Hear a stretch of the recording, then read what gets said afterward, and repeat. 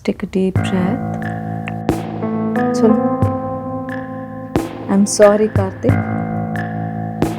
உன் ஃப்ரெண்டு இறந்து போயிட்டதுக்கு நான் ரொம்ப சாரி. உன்னோட பெஸ்ட் ஃப்ரெண்ட் இறந்து போனதுக்கு நான் ரொம்ப சாரி சொல்லுவேன். கார்த்திக், நீங்கள் எங்கே இருக்கீங்க? இப்போ நீங்கள் இந்த சூசைட் போது எனக்கு இன்னொன்று தோணுது.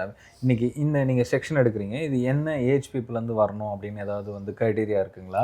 இப்போ ஏன்னா இன்னைக்கு ஜென்ரேஷன், யங் ஜென்ரேஷன் பார்த்திங்கன்னா இந்த ஸ்கூல் படிக்கிற பசங்கள்லேருந்து இந்த லவ் பண்ணுறவங்க, ஸோ ஸ்கூல் ஸ்டடீஸ் ரொம்ப ப்ரெஷராக இருக்குது, அப்புறம் அம்மா ஏதாவது திட்டுவாங்களோ அதனால் நல்லா ஸ்கோர் பண்ணியிருப்பாங்க, சின்ன மார்க்கில் போய்டும், ஸோ சூசைட் பண்ணிக்கிறாங்க, இந்த மாதிரி தாட்ஸ்லாம் அவங்களுக்கு வருது இல்லைங்களா? ஸோ அந்த மாதிரி பர்சன்ஸ் கூட உங்ககிட்ட வந்து எடுத்துக்கலாமா? ப்ரெஷராக இருக்குது, நான் கண்டிப்பாக செஷன் எடுத்துக்கலாம். இது பேசிக்கலாக உங்களோட மைண்டை இப்போ எல்லாத்துக்குமே ஸ்ட்ரெஸ் இருக்கிறவங்களுக்கு கண்டிப்பாக இந்த செஷன் ஹெல்ப் பண்ணும். அந்த ஸ்ட்ரெஸ்ஸை ரிலீஸ் பண்ணுறது தான் நம்மளோட தெரப்பி. அந்த என்ன ஒரு பாதர் ஆகுதோ, ஓகே, ஸோ அதை ரிலீஸ் பண்ணுறது. So school students plus working people, அப்புறம் இப்போ நிறைய பேர் ஒரு சில கிளைண்ட் பார்த்தீங்கன்னா ஜாப், வீட்டில் ஹவுஸ் ஒய்ஃபாக இருப்பாங்க, ஜாபுக்கு ட்ரை பண்ணுவாங்க, ஜாப் கிடைக்க மாட்டேங்குது. ஸோ அதுக்கும் பார்த்தீங்கன்னா தே கம் ஃபார் தெரப்பி. அப்போ அதில் it helps them actually. Okay, இப்போ அதே மாதிரி பார்த்தீங்கன்னா இப்போது இன்றைக்கி ஜென்ரேஷன் ரொம்ப தொட்டதுக்கெலாம் கோவம் வருது, ஏதாவது ஒரு நீடு இருந்துக்கிட்டே இருக்குது, அதனால் அவங்களுக்கு ப்ரெஷர் ஏறிக்கிட்டே இருக்குது, அடுத்ததுன்னு போயிட்டு ரொம்ப ஃபாஸ்ட்டாக இருக்குது. ஸோ இந்த மாதிரி ஒரு ஜென்ரேஷனில் தான் நம்ம இப்போ ட்ராவல் ஆகிட்ருக்கோம். ஸோ இந்த மாதிரி டைமில் நம்ம அதை ரிலாக்ஸ் பண்ணிடணும், அதை டயக்னைஸ் பண்ணிக்கணும் அப்படின்னா, ஸோ அந்த மாதிரி பீப்புளும் உங்ககிட்ட இந்த மாதிரி செக்ஷன்ஸ் எடுத்துக்கலாமா? கண்டிப்பாக.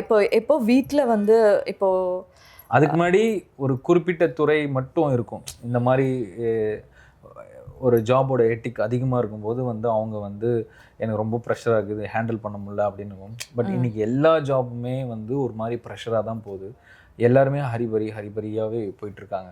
ஸோ அது ஐடி ஜாபாக இருக்கட்டும், இல்லை கவர்மெண்ட் ஜாபில் இருக்கணும், அவங்க ஸ்ட்ரெஸ்ஸை சொல்கிறாங்க.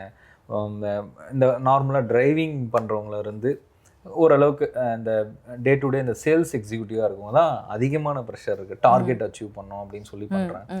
ஸோ இந்த மாதிரி பீப்புளெலாம் நீங்கள் எப்படி ஹேண்டில் பண்ணுவீங்க? அதுதான் இப்போ பேசிக்லி ஒருத்தர் ரொம்ப நாளாக அவருக்கு ஹீஸ் இன்டு டிரைவிங், ஆனால் அவருக்கே ஓனாக வண்டி, ஏன்னா எங்கே போனாலும் அவருக்கு அவரோட இன்ட்ரெஸ்ட் தனி, எல்லாத்துக்குமே பார்த்தீங்கன்னா அவங்க இன்ட்ரெஸ்ட் தனி, ஆனால் அவங்க வேறு வழி இல்லாமல் அந்த ஜாப் பண்ணிட்டு இருப்பாங்க. பட் அவங்க இன்ட்ரெஸ்ட்டும் பேஷனும் ஃபாலோ பண்ணும் அப்படின்னு நினைப்பாங்க. ஸோ எனக்கு ஒரு கேஸ் அவர் ஒரு டிரைவர் தான். ஸோ அவருக்கு அவரோட ஓன் வண்டி வாங்கணும் அப்படின்னு ரொம்ப நாளாக ஆசை, பட் அது பண்ண முடியல. ஸோ அவரும் செஷன் எடுத்துக்கிறாரு. ஸோ அப்போ நான் அந்த விஷுவலைசேஷன் மெடிடேஷன் ஹெல்ப் பண்ண வச்சோம். அப்போ அதில் அவரே அவரோட கார் பார்க்குறாரு, நான் இந்த மாதிரி ஸ்விஃப்ட் கார் வாங்குறேன், அதில் நான் உட்காடுறேன். அப்புறம் ஒரு 1 monthல திரும்பி கால் பண்ணி நான் கார் வாங்கிட்டேன், தேங்க்ஸ் மேம் அப்படின்னு சொல்லுவாங்க. ஸோ இது பேசிக்கலி அது நம்ம ஒரு கைடட் பண்ணுவோம், ஒரு கைட் பண்ணுவோம். சரி உங்களுக்கு ஸோ என்ன ப்ராப்ளம்னால அவங்கனால அந்த அவங்கனால அதை அச்சீவ் பண்ண முடியலன்னு பார்ப்போம். ஸோ பார்த்தா அவருக்கு ட்ரிங்கிங் ஹேபிட் இருந்தது. ஏன் ட்ரிங்கிங் ஹேபிட்னா ஃப்ரெண்ட்ஸ், அவங்கனால ஃப்ரெண்ட்ஸுக்கு நோ சொல்ல முடியல. அப்போது வேறு வழியே இல்லாமல் அவங்க ஃப்ரெண்ட்ஸ் கூட போயிட்டு அவங்க அந்த ட்ரிங்க் பண்ணிவிட்டு அவங்கனால அதை அச்சீவ் பண்ண முடியல. அப்போது செஷனுக்கு வரப்போ ட்ரிங்கிங் ஸ்டாப் பண்ணி ஃப்ரெண்ட்ஸோட லிமிட்டேஷன்ஸ் எல்லாம் அவங்களே கண்ட்ரோல் பண்ணிவிட்டு, அதுக்கப்புறம் இது நேச்சுரலாகவே அவங்களே பண்ணலாம், பட் பண்ண முடியாதப்போ we help them to do. அதுக்கப்புறம் பார்த்தீங்கன்னா அவங்க இப்போ கார் வாங்கிட்டு இப்போ ஹீ இஸ் டூயிங், ஸோ அவரோட பேஷனும் அவர் ஃபாலோ பண்ணுறாரு. ஸோ அந்த மாதிரி பண்ணுறாங்க. ஓகே, இப்போ எப்படி உங்ககிட்ட யாரெல்லாம் வரலாம் அப்படின்ற விஷயங்கள்லாம் கேட்டோம். ஸோ இப்போ மெயின் செக்ஷன் தெரப்பி பற்றி நிறைய சொல்லுங்கள் டீட்டெயிலாக, ஏன்னா ஆடியன்ஸ்க்கு கொஞ்சம் புரியும். இப்போ இந்த மாதிரி ப்ரீவியஸ் பர்த்தோட கர்மாஸ் என்னவாக இருக்கும், அப்புறம் அங்கே என்ன மிஸ்டேக்ஸ் பண்ணியிருக்கோம், திருப்பி பர்த் எடுத்திருக்கோம், ஸோ அது என்ன அப்படின்றது அனலைஸ் பண்ணும்போது என்ன மாதிரியான அந்த செக்ஷனில் என்னென்னலாம் பண்ணுவீங்க? ஓகே. ஃபர்ஸ்ட்டு வந்து தெரப்பி அப்படின்னு நினச்சா இந்த படத்தில் காமிக்கிற மாதிரி எல்லாம் மயக்கம் போட்டுட்டு எல்லாம் மயங்கி அவங்க அப்படி இருப்பாங்க, அப்படி கிடையாது. சொடக்கு போட்டு ஏதோ போட்டு அப்படியே அவங்க மயக்கத்தில் இருப்பாங்க. இப்போ குழந்தையா ஓடிட்டு இருக்கீங்க, அப்படி கிடையாது. they will be in a very relaxed state. அவ்வளோதான். ஆட்டோமேட்டிக்காக அவங்க ரொம்ப ரிலாக்ஸ் ஸ்டேட்டில் இருப்பாங்க.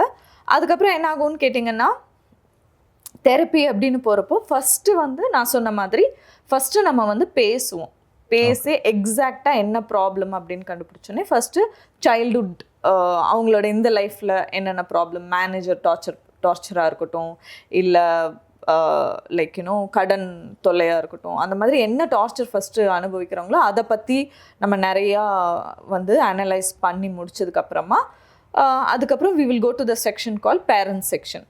ஸோ அந்த சின்ன வயசில் அவங்க எதனால் இந்த அந்த டெசிஷனுக்கு நம்ம சின்ன வயசில் நம்ம மனசு வந்து ஒரு சில விஷயத்த பிலீஃப் என்ன சொல்கிறது, சின்ன வயசில் நம்ம ஒரு சில விஷயத்த வந்து ஓகே அப்பாவுக்கு வந்து அண்ணனை தான் பிடிக்குது, ஓகே நம்ம அம்மாவுக்கு வந்து அக்காவை தான் பிடிக்குது அப்படிங்கிறதெல்லாம் அந்த சின்ன வயசில் தான் அந்த மைண்ட் செட் பண்ணும் ஒரு பிலீஃபை.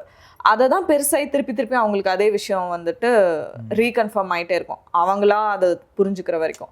அப்பா 2 பேரும் ஒன்றா தான் பார்க்குறா, பட் அவங்களா திங்க் பண்ணிக்கிறது வந்து அப்போ ஏன் இவங்க அவங்களா இப்படி திங்க் பண்ணிக்கிறாங்கன்னா அந்த ஸ்டேஜ் அனாலிசிஸ் பண்ணுவோம்.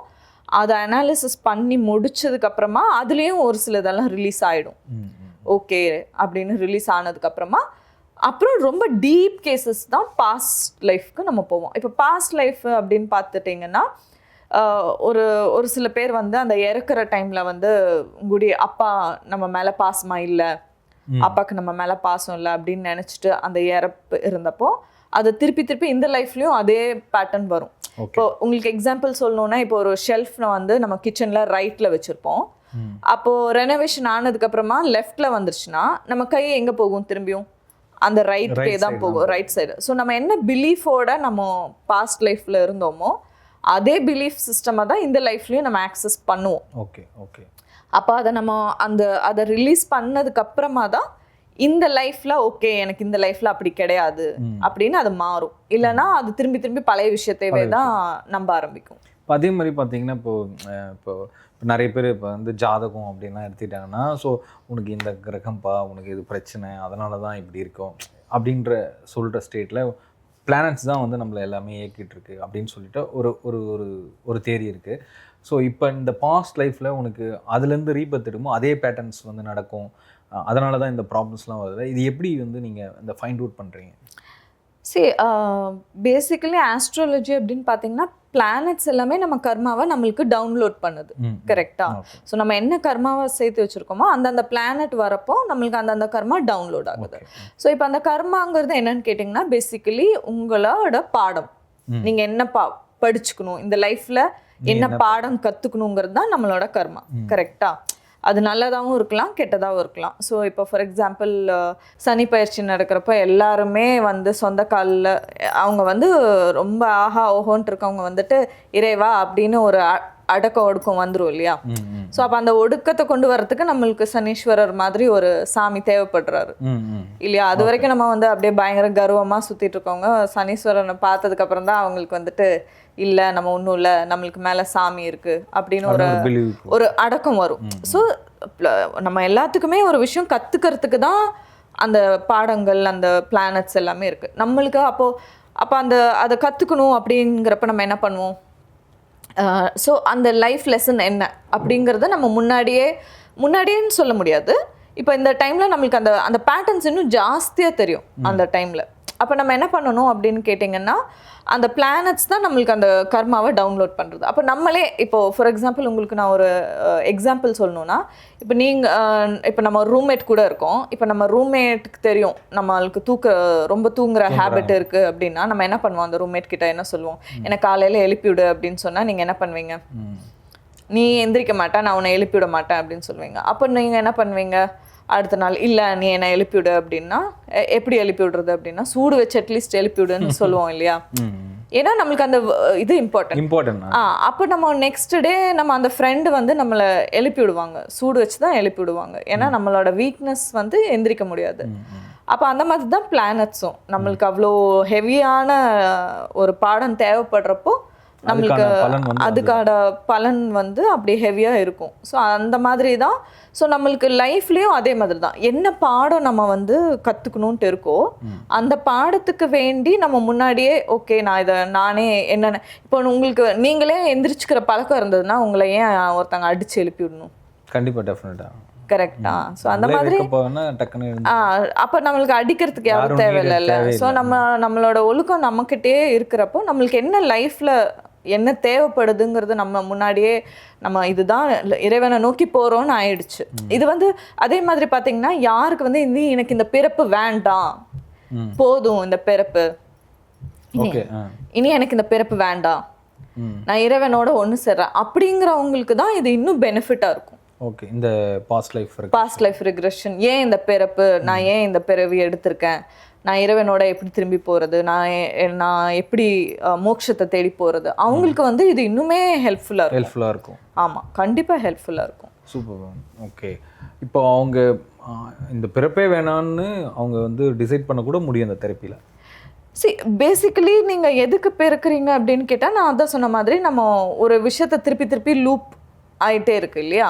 ஆமாம், முதல்ல சொன்னீங்க பேட்டர்ன்ஸா. அப்போ நம்ம அந்த பாடத்தை கற்றுக்கிட்டோம் அப்படிங்கிறது தான் நம்மளுக்கு. அப்போ இந்த பாடத்தை நம்ம தெரிஞ்சதுக்கு அப்புறமா பர்பஸ் ஆஃப் லைஃப் புரிஞ்சிடும். ஏன் இந்த பர்த்ங்கிறது நம்ம பிறப்பு தெரிஞ்சிச்சுன்னா ஆட்டோமேட்டிக்காக நம்மளுக்கு இந்த கர்மாலாம் வேண்டாம், நம்மளே இல்லைன்னா சும்மா அவன் எதுக்கு என்ன இப்படி பண்ணான், அதே தான் நம்ம திருப்பி நம்ம கர்மா கிட்ட தான் திருப்பி போவோம். அது வந்து அந்த ரிப்பீட் ஆகாம அதை ஸ்டாப் பண்ண முடியும். நம்ம கர்மா ஏன் நம்மளுக்கு திருப்பி வருது அப்படின்னா நம்ம ஒரு விஷயத்த விட மாட்டேங்கிறோம்.